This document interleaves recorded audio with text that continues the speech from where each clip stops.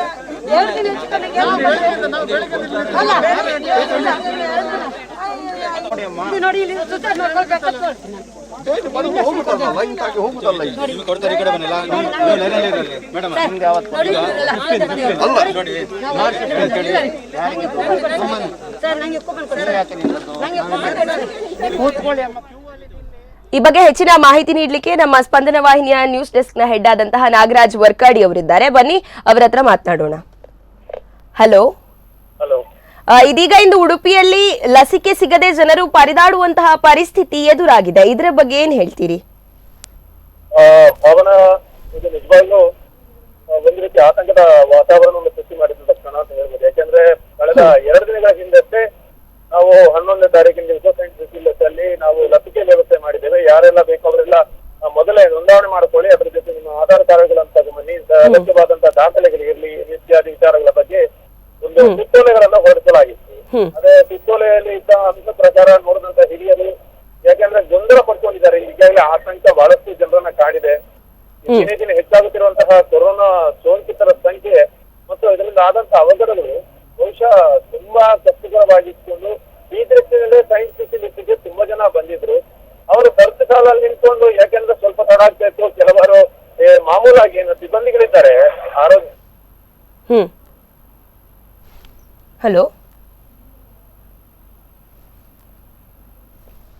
ಜೊತೆಗೆ ಅಲ್ಲಿ ಒಂದು ಕ್ಷಣದಲ್ಲಿ ಏನೋ ಊಹಾಪೋಹ ಬರುತ್ತೆ. ಯಾಕಂದ್ರೆ ಈ ಸಾಮಾಜಿಕ ಜಾಲತಾಣಗಳಲ್ಲಿ ಒಂದೊಮ್ಮೆ ಬರುವಂತ ವರದಿಗಳು ಎಲ್ಲವೂ ಸತ್ಯಕ್ಕೆ ಹತ್ರ ಆಗಿರೋದಿಲ್ಲ, ಅದು ದೂರ ಆಗಿರುತ್ತೆ. ಇಂಥ ಸಂದರ್ಭದಲ್ಲಿ ಪಾಪ ಅವರು ಹಿರಿಯರಿದ್ದಾರೆ, ಅವರುಗಳು ಬೆಳಿಗ್ಗೆನೇ ಖರ್ಚು ಸಾಲಲ್ಲಿ ನಿಂತಿದ್ರು. ಅವರಿಗೆ ಒಂದು ರೀತಿಯ ಟೆನ್ಷನ್ ಇತ್ತು, ಯಾಕೆ ಸಿಗುತ್ತಾ ಇಲ್ವೋ ಅಥವಾ ನಾವೇ ಬಂದಿದ್ದು ಒಂದು ಕ್ಷಣದಲ್ಲಿ ಈಗ ಆಗಲ್ಲ, ಸ್ವಲ್ಪ ಲೇಟ್ ಆಗುತ್ತೆ ಅಂದ ತಕ್ಷಣ ಹಲವಾರು ಜನ ಹೊರ ಆತಂಕಗಳು ತಕ್ಷಣ ಸಿಬ್ಬಂದಿಗಳ ಜೊತೆ ಒಯ್ದಾಟಗಳು. ಯಾಕಂದ್ರೆ ನಾವು ಬೆಳಿಗ್ಗೆನೆ ಬಂದಿದ್ದೀವಿ, ನಾವು ಮೊದಲೇ ರಿಜಿಸ್ಟರ್ ಮಾಡಿದ್ದೀವಿ, ನೀವು ಇವತ್ತು ಬನ್ನಿ ಅಂತ ಹೇಳಿದ್ರಿ, ಇವಾಗ ನೀವು ಇಲ್ಲ ಅಂತ ಹೇಳಿದ್ರೆ ಹೇಗೆ? ಈ ರೀತಿಯ ಪ್ರಶ್ನೆಗಳನ್ನ ಅವರು ಜನ ತೋರಿಕೊಳ್ತಾ ಇದ್ರು. ಹಾಗಾಗಿ ಇನ್ನೊಂದು 2 ದಿವಸಗಳಲ್ಲಿ ವ್ಯವಸ್ಥೆಯನ್ನ ಸರಿ ಮಾಡದಿದ್ರೆ ಬಹಳಷ್ಟು ಜನ ಆತಂಕದಲ್ಲೇ ನಮ್ಮ ಆರೋಗ್ಯದ ಸ್ಥಿತಿಯನ್ನ ಬಿಗಡಾಯಿಸಿಕೊಳ್ಳುವಂತ ಸಾಧ್ಯತೆ ಇದೆ ಅಂತ ಕಾಣ್ತದೆ. ಧನ್ಯವಾದಗಳು.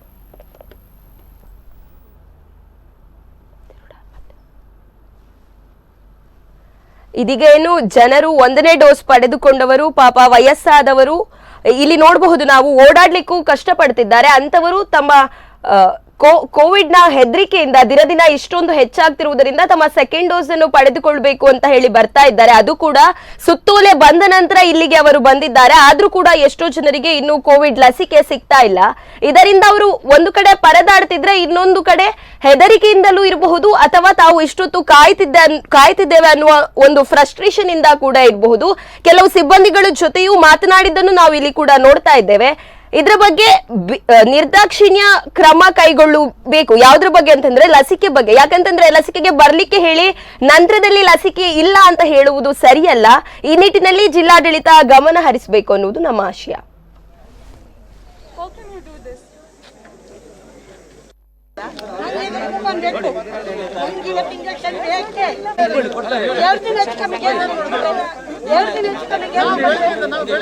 ಅಲ್ಲ